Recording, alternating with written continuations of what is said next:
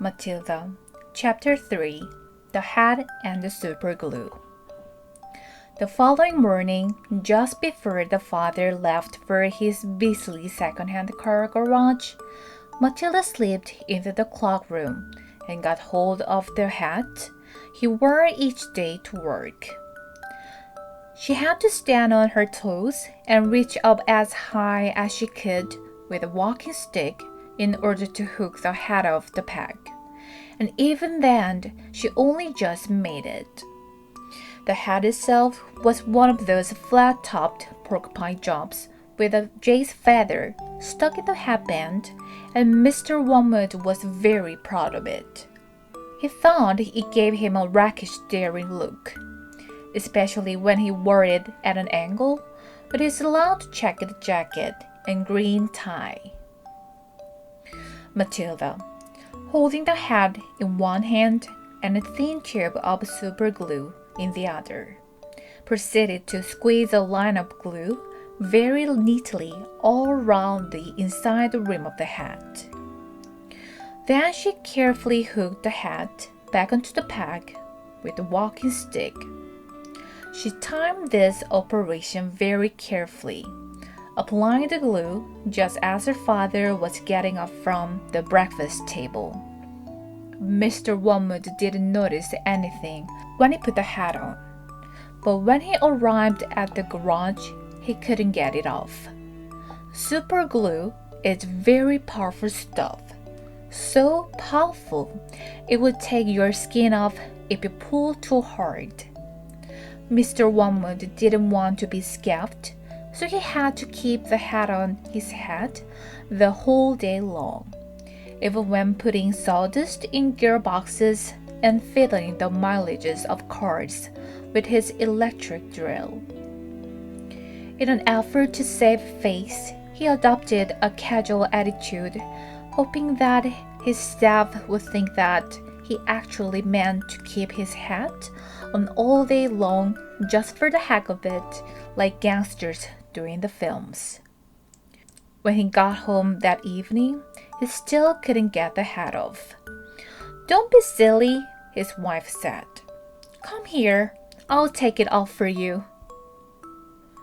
She gave the hat a sharp yank. Mr. Wormwood let out a yell that rattled the window panes. "Ow!" he screamed. "Don't do that. Let go. You will take half the skin off my forehead." Matilda, nestling in her usual chair, was watching this performance over the rim of her book with some interest.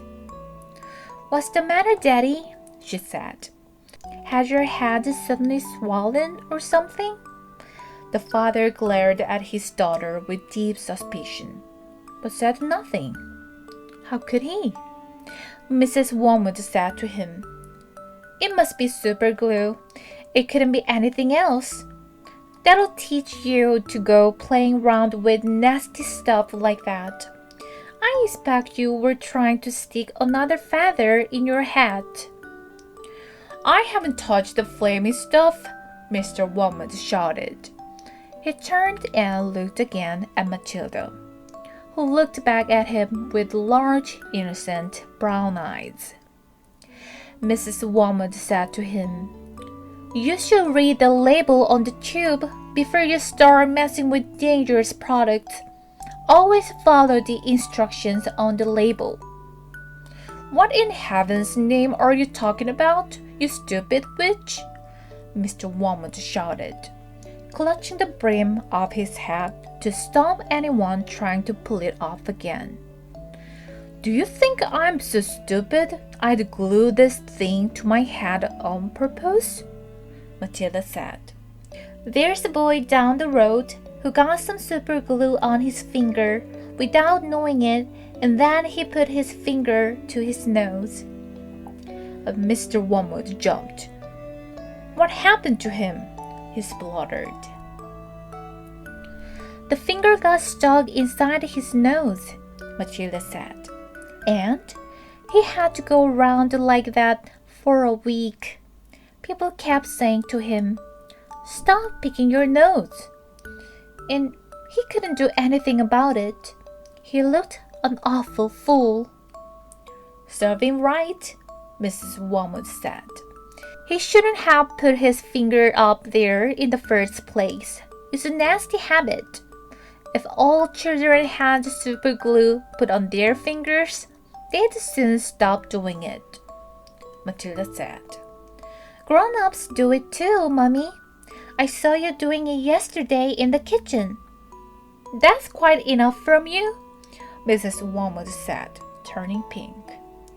Mr. Wormwood had to keep his hat on all through supper in front of the television. He looked ridiculous and he stayed very silent.